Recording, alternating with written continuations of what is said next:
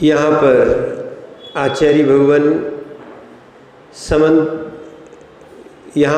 आचार्य भगवान नेमिचंद सिद्धांति देव, जिन्होंने 6 द्रव्यों का यहाँ पर वर्णन किया था 26 गाथाओं के द्वारा, और उस पर बृहद द्रव्य संग्रह में ब्रह्मदेव सूरी महाराज ने चूलिका लिखी।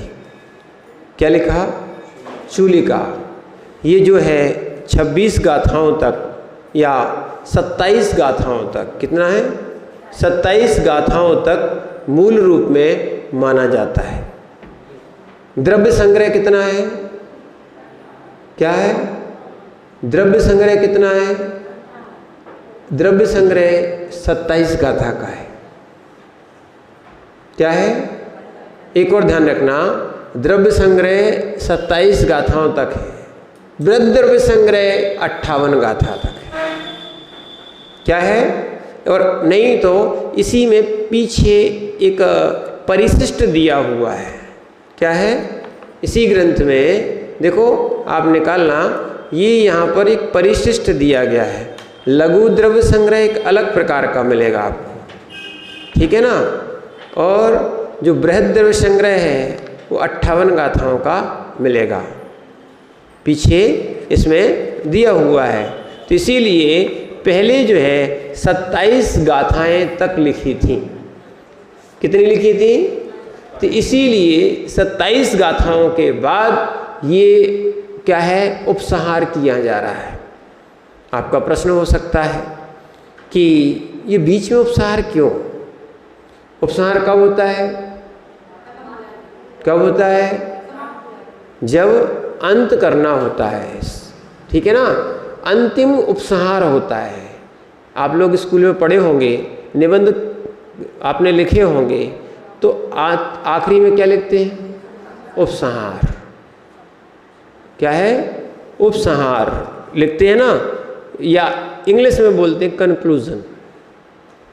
ऐसी यहाँ पर परिशिष्ट भी बोला जाता है, उपसंहार भी बोला जाता है, ये चूलिका भी बोली जाती है। ये 27 गाथाओं में क्या क्या था उसकी यहाँ चूलिका लिखी गई। ये बृहद द्रव्य संग्रह की टीकाकार ब्रह्मदेव सूरी ने ये विशेष वर्णन किया है। ये 2 गाथाएं जो दी हैं वो भी उन्हीं ने विशेष रूप से दी हैं, अन्य जगह ये उपलब्ध द्रव्य संग्रह में नहीं होती हैं। तो इसीलिए वो कह रहे हैं कि चूलिका में ये क्या क्या था। तो अभी अपन ने पढ़ लिया था, तो जीव परिणामी भी था। कैसा था? परिणामी था।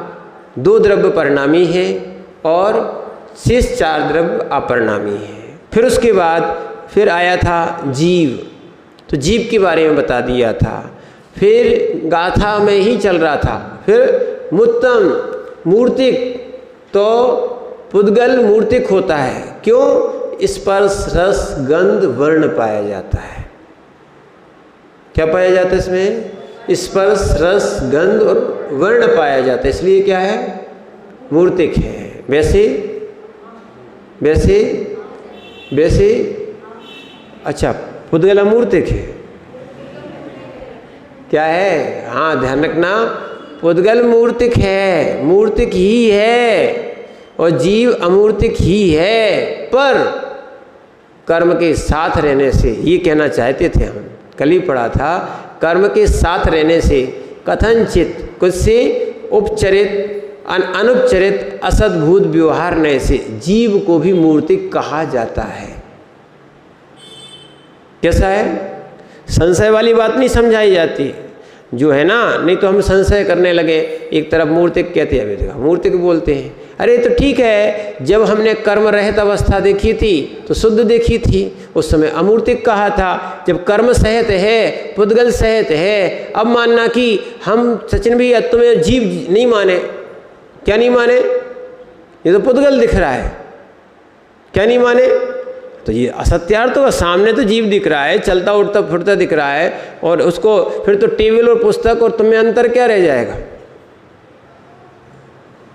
क्या है? निश्चय से मूर्त है, पर फिर भी कर्म दशा व्यवहार में शरीर सहित होने से मूर्त है। सीधी सीधी बात है। शुद्ध शुद्ध होता है, अशुद्ध शुद्ध होता है। अशुद्ध क्या द्रव्य नहीं होता, अशुद्धि तो शुद्ध होता है। क्या है, जो लोग अशुद्ध को बिल्कुल ही कर देते हैं, समझो अशुद्धि तो शुद्ध होता है। शुद्ध आता कहाँ से है, शुद्ध आता कहाँ से है? फिर भी जब उसमें देखा जाता है जीव जीव है, जीव पुद्गल नहीं है, इसना जीव में कभी अन्य द्रव्य का प्रवेश नहीं होता। जैसे स्वर्ण स्वर्ण है, स्वर्ण में कोई भी किट्टिमा नहीं है, ठीक है ना, बस किट्टिमा उसकी भिन्न की जाती है तो शुद्ध सोना कहलाता है। सोना तो शुद्ध ही होता है, कहीं भी आपको मिला दिया जाए, अंगूठी में, किसी धातु में, अष्ट धातु में, कहीं मिट्टी में, जो भी मिला दिया जाए, सोना तो सोने अपेक्षा से शुद्ध है। ऐसी आत्मा तो वास्तविकता में शुद्ध है और अमूर्त है। आत्मा क्या, शेष 4 द्रव्य का भी कथन था। शेष पुद्गल को छोड़ दो, 4 द्रव्य धर्म अधर्म आकाश और काल, ये भी शुद्ध है, ये तो अशुद्ध होती ही नहीं है, ये भी अमूर्त है। और कैसी है, अमूर्त है। मात्र एक पुद्गल द्रव्य जो मूर्त होता है, और जीव द्रव्य को साथ में जब ले लेता है या जीव द्रव्य पुद्गल को संयोग बना लेता है तो मूर्त है। कैसा है, मूर्त है। नहीं तो फिर कैसे बोलते, 1 इंद्रिय जीव, 2 इंद्रिय जीव, 3 इंद्रिय जीव, ये किसका अपेक्षा से बोले? इंद्रिय क्या जीव है क्या? इंद्रिय तो पुद्गल है, पुद्गल को जीव कैसे बोल दिया? पुद्गल को जीव कैसे बोल दिया? मनुष्य जीव कहाँ है? मनुष्य तो पर्याय है। क्या है, देखना, इस कथन को अच्छे से समझना, निश्चय व्यवहार के कथन को समझना। निश्चय जो है ना, उस शुद्धता की बात करता है, उसी द्रव्य में रहता है, बाहर से शुद्धता नहीं आती। अशुद्धता जरूर बाहर से आती है, अशुद्धता बाहर से ही आती है। बस उस अशुद्धता को हटाने के लिए हमारे लिए जिन शास्त्रों का लेखन हुआ है, हम अपने द्रव्य को शुद्ध कर पाएं, इसलिए देव शास्त्र गुरु का नियोग है। जितना शुद्ध कर सकते करो, शक्ति है। पहले नंबर तो शक्ति ही पहचानो कि हम सिद्ध शुद्ध हो सकते हैं, हम भगवान बन सकते हैं। क्या बन सकते हैं? इसीलिए भगवान बन सकते हैं। और वैरागी को, वास्तविकता में वैरागी को एक बार ये ज्ञान हो जाए, अब जो सोना भले नहीं, बिना निमित्तों के, बिना भट्टी के, बिना और लोगों के, बिना दूसरों के पुरुषार्थ के, है ना, वो शुद्ध नहीं हो सकता, पराधीन है। कैसा क्या है वो? पराधीन है। पर जीव तो स्वाधीन है, जीव शुद्ध चाहे तो शुद्ध हो सकता है, चाहे तो अशुद्ध हो सकता है। हमारी परिणति जैसी है, ठीक है, चाहोगे तो शुद्ध हो जाओगे, चाहोगे तो अशुद्ध ही रहोगे, क्या दिक्कत है? जब जब रागादि परिणाम रहेंगे, जब जब भी मोह आदि रहेंगे, ये हमें स्वरूप का ज्ञान नहीं हो पाएगा। मोह मामद पियो अनादि भूले आपको, ठीक है ना। और यही पूज्यपाद स्वामी ने लिखा है, मोहीन समृतम ज्ञानम, मोहीन समृतम ज्ञानम, मोहीन समृतम ज्ञानम स्वभावम लभते नहीं। मुंह से ढका हुआ ज्ञान, ध्यान रखना, मुंह से ढका हुआ ज्ञान, जैसे आपने कोई कपड़ा ढक दिया, कुछ भी आवरण कर दिया, मुंह से ढका हुआ ज्ञान स्वभावम लभते नहीं, स्वभाव को प्राप्त नहीं होता। किसी वस्तु को आच्छादित कर दिया जाए, उसको कपड़ा डाल के ढक दिया जाए, तो वो क्या है? वो दिखाई देती क्या? दिखाई देती क्या? आजकल अच्छी अच्छी पैकिंग कर दी जाती है, दिखता कुछ है, निकलता कुछ और है, ठीक है ना। दिखता कुछ और है, निकलता कुछ और है। शुद्ध के नाम से घी भी, शुद्ध के नाम से चर्बी खिलाई जा रही है। क्या खिलाई जा रही है? चर्बी खिलाई जा रही है। शुद्ध घी खा रहे हैं, शुद्ध चर्बी भी खा रहे हैं, समझो क्या है। हाँ हाँ, पिघल जाती है। अरे घी तो ऐसी ऐसी चीज़ों से बन जाता है, लोगों से बना रहे हैं, क्या है, दूध जो बन रहा है ना, केमिकल से ही बन रहा है। उसमें दूध में बाकायदा आपका दही भी बनता है। क्या बनता है? दही भी बनता है। इसलिए सोयाबीन का दूध बन रहा है और केमिकल का दूध बन रहा है। इतना सा केमिकल डालो, थोड़ा सा केमिकल, लोग वीडियो बताते हैं, बहुत सारा दूध बना लेते हो। सिंथेटिक दूध कैसा है? जो शरीर के लिए नुकसानदायक है। इसीलिए ये अशुद्ध चीज़ें जो है ना, जीव को मोहित किए हुए हैं। पानी में दूध का भ्रम करा देती है, पानी में दूध का भ्रम करा देती है। केमिकल जो है ना, पानी में दूध का भ्रम करा देती है। पानी है क्या? वो पानी है क्या? वो पानी ऐसी संसार में है ना, अपन को ये अशुद्ध अवस्था भुला देती कि मैं भगवान आत्मा शुद्ध हूँ, अमूर्त हूँ। कैसा हूँ? इसीलिए ये सब मोह जाल को जब तक नहीं छोड़ोगे, तब तक क्या है, हम अपने स्वभाव को पहचान ही नहीं पाएंगे।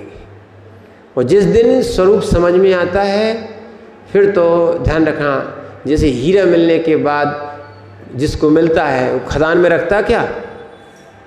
छोड़ के आता क्या? छोड़ के आता क्या? अगर मजदूर को भी मिल गया, तुरंत मौका जैसे ही लगता है, तुरंत उठा लेता है, रख लेता है।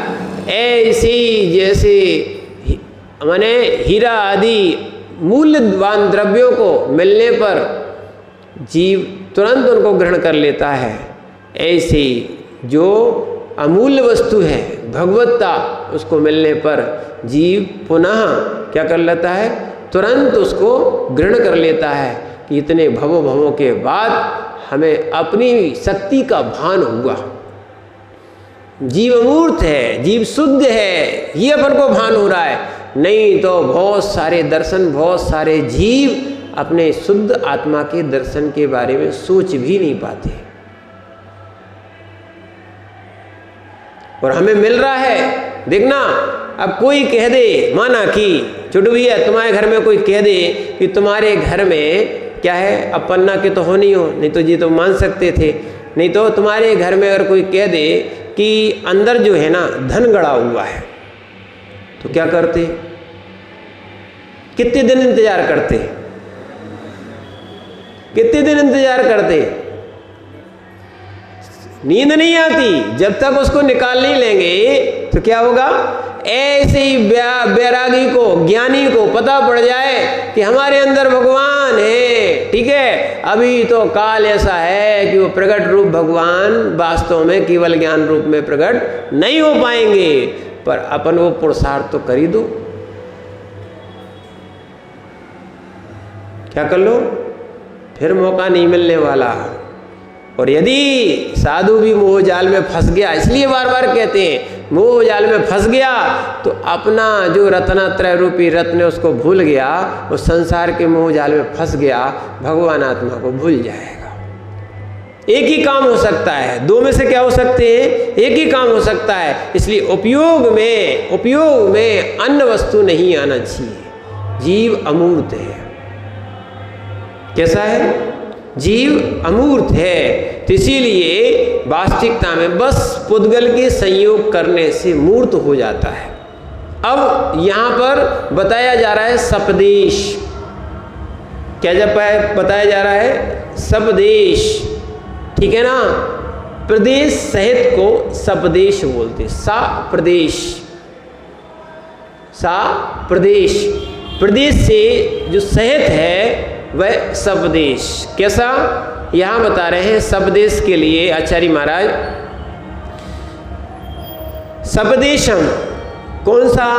लोकमात प्रमित असंख्य प्रदेश लक्षण जीव द्रव्य आदिम कृत्वा पंचेन्द्रियाणि पंचास्तिकाय संज्ञानी सपदेशानी। कैसे हैं? कौन कौन?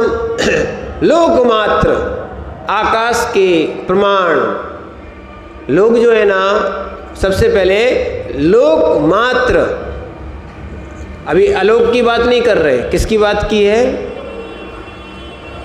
सपदेश। अपन थोड़ा एकाग्र मन होके पढ़ने का प्रयास करें, क्योंकि उनको तो बंद होना नहीं है, तो अपन क्यों बंद हो जाए। ये है, अपनी एकाग्रता लगाने का प्रयास करें। लोकमात्र जो दिया है, लोकाकाश मात्र के प्रमाण, क्या लिया है? लोकमात्र का अर्थ है लोकाकाश मात्र के प्रमाण, असंख्यात प्रदेशों का धारण करना है। प्रदेश कहाँ होते हैं? आकाश में। और यहाँ अभी कही जा रही है बात लोकाकाश की। लोक आकाश के प्रमाण असंख्यात प्रदेशों को धारण करना है। क्या? जिसका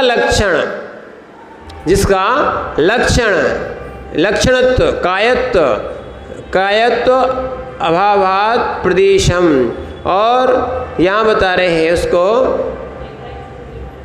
क्या? नहीं, लोकाकाश मात्र असंख्यात प्रदेशों को धारण करना लक्षण जिसका है, ऐसे जीव द्रव्य को आदि लेकर 85 काय नाम के धारक जो 5 द्रव्य हैं वे सपदेश हैं। क्या बोल रहे हैं? प्रदेश सहित होना सपदेश बना है। तो कौन कौन है? 5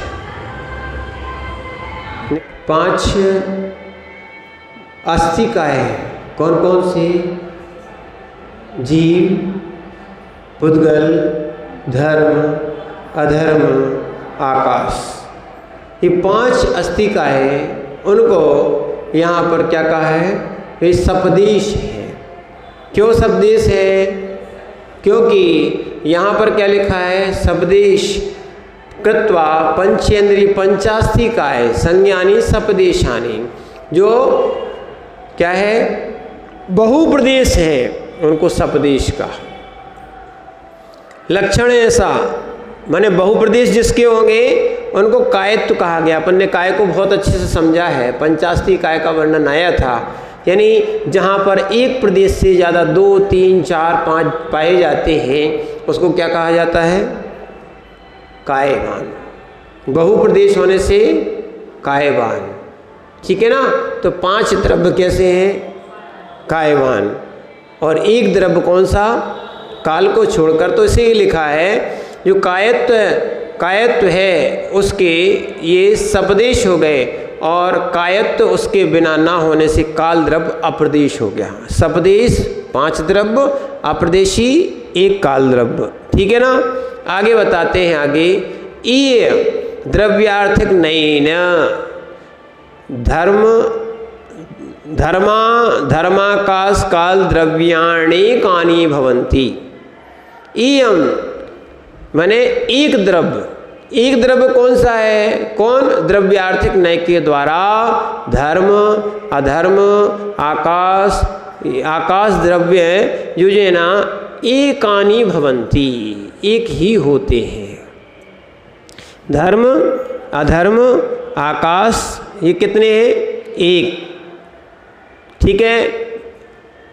ये अनेक नहीं है, पूरे क्षेत्र में एक रहते हैं। फिर जीव, पुद्गल, काल, द्रव्याणि पुनः अनेकानि भवन्ति। 3 द्रव्य कौन से हो गए? एक। और 3 द्रव्य कौन से हो गए? अनेक। कौन कौन से?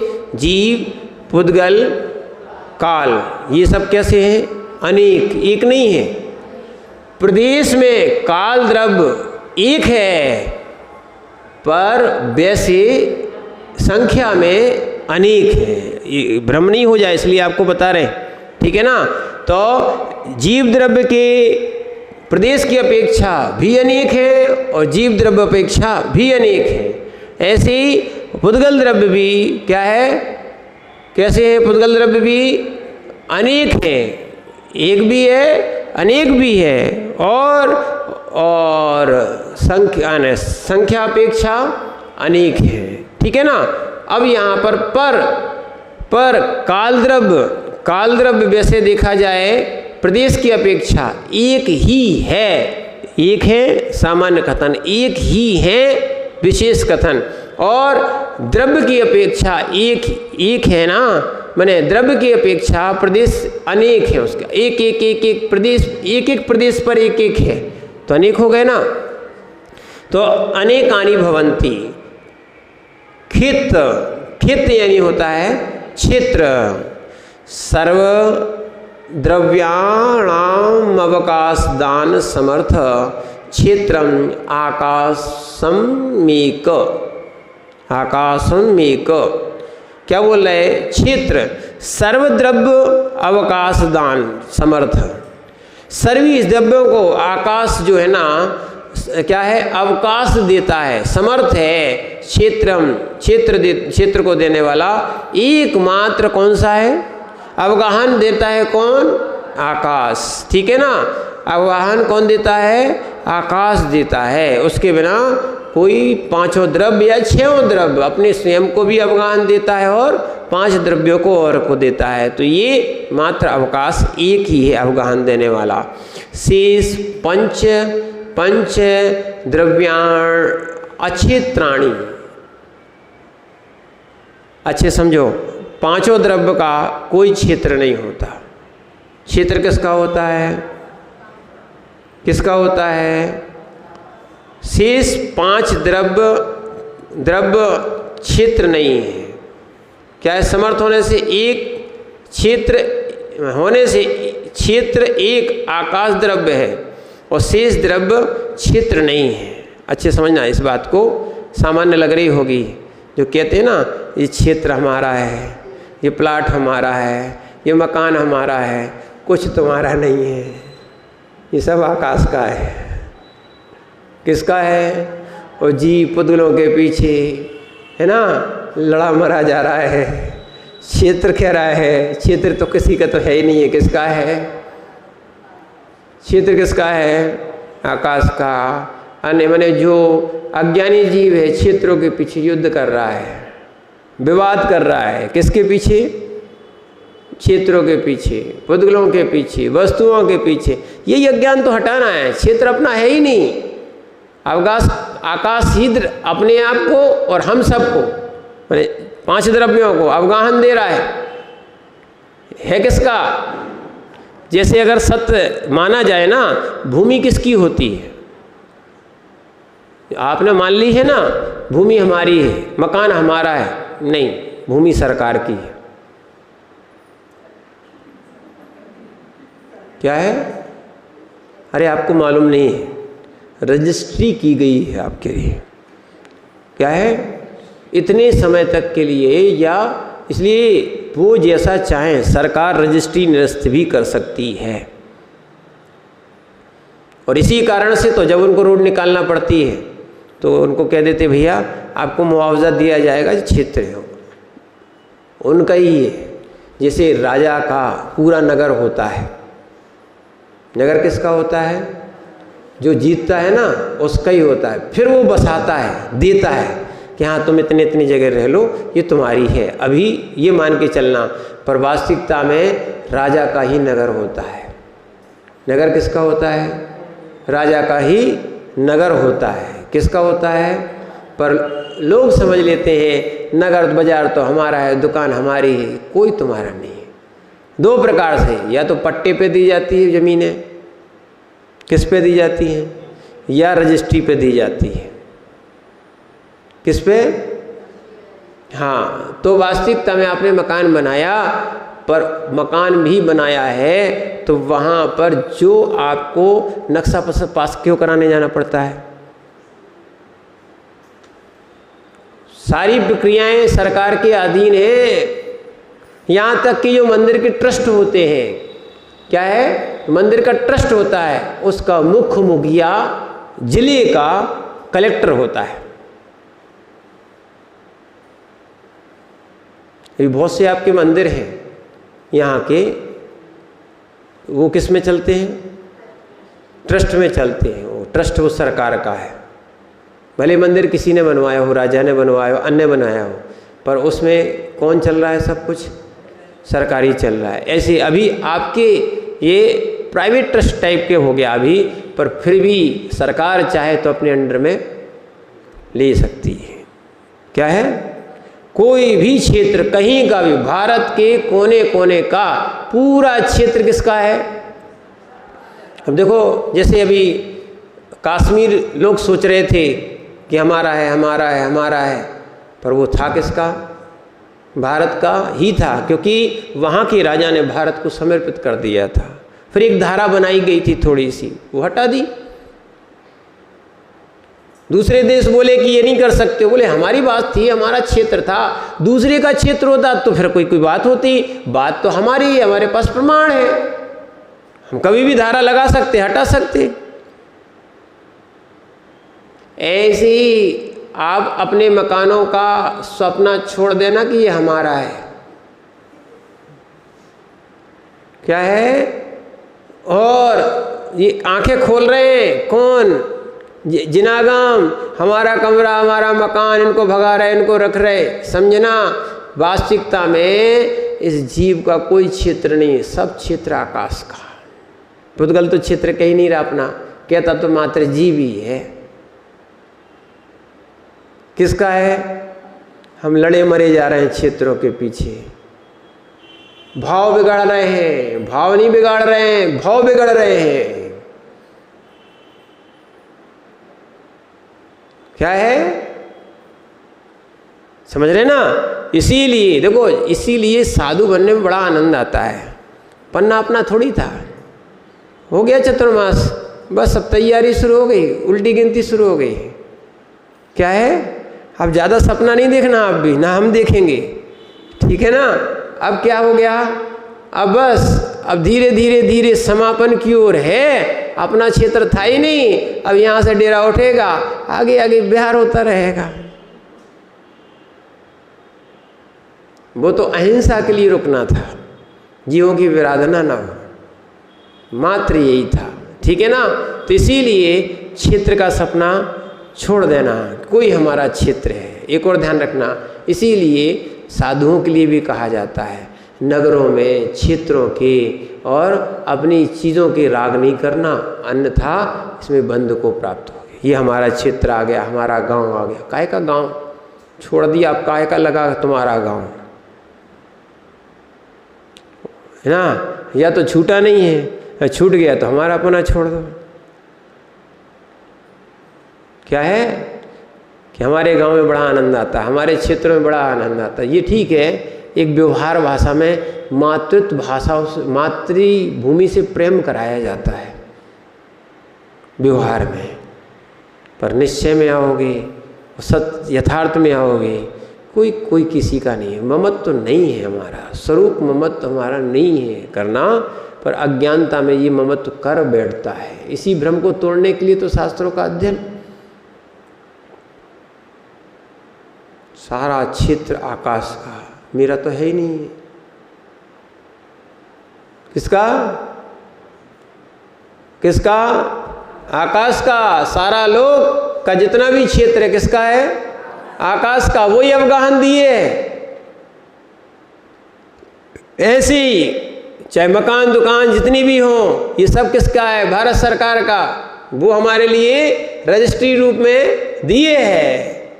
किस में दिए हैं? रजिस्ट्री रूप में दिए हैं। इसको समझना, जब ये चीज़ समझ जाते हैं तो हमें कल्याण की भावना उत्पन्न होने लगती है कि हम क्यों अपना अहित करें, माने भाव खराब कर करके। इसीलिए तो छूट जाता है। जब अपना नहीं है तो छोड़ दिया, और जो अपना होता है वो छूटते ही नहीं है। ज्ञान दर्शन छूट सकता क्या? चेतनत्व छूट सकता क्या? नहीं छूट सकता। इसीलिए क्या बोल रहे हैं? क्षेत्र किसका? शेष 5 द्रव्यों का क्षेत्र नहीं है। शेष 5 द्रव्यों का क्षेत्र जो जिसको समझ में आता है वो मध्यस्थ भाव से जीता है, सीधा है। काय का हमारा और काय का तुम्हारा। क्या है? एक पांडव थे, है ना, एक कौरव थे ना। पांडव कहते थे मेरा सो मेरा, तेरा सो तेरा, और कौरव क्या बोलते थे? तो मेरा सो मेरा, तो तेरा सो मेरा। ठीक है ना? और अभी तक तो ये थोड़ी सामान्य दृष्टि थी, समझना। और जब साधुओं के पास जाओगे, शास्त्रों के पास जाओगे, न मेरा न तेरा, ये सब झूठा झमेला, ये सब आकाश द्रव्य का है। पता पड़ गया क्षेत्र किसका है? अब भूलना नहीं, क्षेत्र किसका है? अरे शास्त्र में लिखा है, झूठ बोलोगे क्या? क्षेत्र किसका है? बोलो हमारा है। व्यवहार में हमारा है, निश्चय में किसका है? क्या है? व्यवहार में सरकार का है, पर वास्तविकता में किसका है? आकाश द्रव्य का। जहाँ जिसने अधिकार कर लिया, ये इसलिए तो ये युद्ध चल रहा है यूक्रेन और किसका? रसिया का। ये इसीलिए चल रहा है कि वो क्षेत्र बढ़ जाए, जहाँ जहाँ अधिकार कर लेंगे वहाँ वहाँ तक उसका क्षेत्र कहलाने लगेगा। क्या है? तो इसीलिए अभी आए थे एक जन यूक्रेन के हमारे पास, एक बच्चे पढ़ते थे, वो आए थे मिलने के लिए। बोले महाराज जी अब लड़ाई तो लगभग एक ही छोटे से क्षेत्र में चल रही है, ठीक है ना, हम लोग को तो कोई डिस्टर्ब नहीं था, फिर भी हम लोग वहाँ से लौट के आ गए हैं, पर अभी भी वहाँ पढ़ाई चल रही है। एक बस दिखाया अलग जा रहा है, दिखाया अलग जा रहा है। वो छोटे से क्षेत्र में लड़ाई चल रही है, पर उन्होंने यही कहा था कि आप दूसरे देशों में शामिल ना हो, नाटो आदि में भी मान नहीं रहे थे। वो क्षेत्र का विकास भी करना चाहते थे और भी चीज़ें करना चाहते थे। तो अब बात छोटी सी चल रही है। उन्होंने, रसिया ने ये बोल दिया है जितना क्षेत्र हमारा है हमने कब्जा कर लिया, अब वो हमारा रहेगा। अब उसकी लड़ाई चल रही है, अब वो देंगे नहीं, अब वो मानेंगे नहीं। क्यों? अब तुम लड़े हो, हमने इतना युद्ध किया है, इतना समय बर्बाद किया है, इतनी मैंने बहुत सारी चीज़ें जब की हैं, तो हम कैसे छोड़ दें? तो ये सब चल रही है क्षेत्र की लड़ाई, पर वास्तविकता में क्षेत्र तो उनका भी नहीं है। पहले भी सोवियत संघ बहुत बड़ा था, फिर अलग अलग विभागों में हुआ, अब फिर वो मिलाना चाहते हैं। ये सब संसार की दशाएं हैं, किसी छोड़ देते हैं, कभी दूसरी की वस्तु को ग्रहण करना चाहते हैं। ऐसे रागी तो ये सोचता है कि सब अपना है और अन्न की जगह भी ममत्व करने लगता है, पर बैरागी सोचता है, लगता है एक सामान्य भावना में, भाषा में, कि पाकिस्तान अपना नहीं है, पर जो विशाल दृष्टि बनाता है ना, तो चाहे पाकिस्तान हो, चाहे चीन हो, चाहे कोई भी देश हो, सब अपने हैं, या सब एक से हमारी दृष्टि में। क्या है? कोई शत्रु नहीं, कोई मित्र नहीं, समभाव रखना। तो इसीलिए क्षेत्र जो है ना, वो आकाश का है। क्षेत्र किसका है? आकाश का है। यही समझ में आ जाए तो क्षेत्रों की लड़ाई खत्म हो जाएगी। चाहे धार्मिक क्षेत्र हो और चाहे सांसारिक क्षेत्र हो। किसके? अब बताना कौन कौन अपने साथ अपना अपना क्षेत्र ले जाएगा? पुण्य से मिला है सो भोग लो, उसके बाद छोड़ना पड़ता है। जैसे 5 साल के लिए जो नेता क्या बनते हैं? प्रधानमंत्री बनते हैं, राष्ट्रपति बनते ना, इनको क्या मिलता है? पद मिलता है, उसके साथ राष्ट्रपति भवन भी मिलता है ना, सब मिलता है। कब तक के लिए? बस अब वो कहे नहीं तो हम तो अब छोड़ेंगे नहीं। क्या है? नहीं, सरकार का आदेश आ जाता, भैया 5 साल आपके पूर्ण हो गए हैं, अगर आप सरकार उस पे हो, पद पे हो, तो आप रह सकते हो, और यदि आप नहीं जीते हो तो फिर क्या है? आपको वो राष्ट्रपति भवन या प्रधानमंत्री निवास जो भी होता है ये खाली करना पड़ता है। ऐसी जब तक मनुष्य पर्याय में हो, ये मकान है, दुकान है, ये चीज़ें हैं तुम्हारी हैं। इसीलिए कहा जाता है जब तक आँख खुली है सो अपना है। तो सब क्षेत्र क्या है? आँख खुली है सो अपना है, आँख बंद सो सपना है। बस सपना ध्यान रखो, ये सपना अपना नहीं होता, ये सपना ही है। जब तक इस मनुष्य पर्याय में सब मिल रहा है, फिर क्या होगा? राजा हरिदमन बार बार इसलिए याद कर रहे, राजा हरिदमन कितने बड़े राज्य के स्वामी थे, अब मरणोपरांत मल के स्वामी बन गए। मल जितने में मल है उतने ही में रह रहे। कहाँ गया क्षेत्र? अपने ही मल में कीड़े बने, दूसरे के मल में भी नहीं, अपने ही मल में कीड़े बन गए लोग। कहाँ गया क्षेत्र? इसीलिए 5 द्रव्यों का कोई क्षेत्र नहीं होता। 5 द्रव्यों का कोई क्षेत्र नहीं होता है। इसलिए ज्ञानी हंस हंस के छोड़ देते हैं और रागी अज्ञानी रो रो के छोड़ते नहीं है। छूट भले जाए, छुड़ा भले लिया जाए, पर रो रो के भी जीवन भर तक हमारा मकान था चला गया, हमारा मकान था चला गया, हमारी क्षेत्र थी, भूमि थी, खेती थी, बाड़ी थी, सब क्या हो गई? चली गई। पर इतनी सी बात समझ में आ जाए, क्षेत्र अपना है नहीं, आकाश का है। इतना क्यों समझाया जा रहा? जो राग द्वेष के विकल्प होते हैं वो ना हो। सत्यार्थ कौन है? यथार्थ क्या है? क्षेत्र किसका? क्षेत्र किसका? हमारी करौली है, कब से कह दी? ठीक है ना, समझ में आ गई ना? ऐसे धीरे धीरे सब समझ में आएगा, और समझ में आने लगेगा तो वास्तविकता में समझ में आने लगा तो सब छूट जाएगी।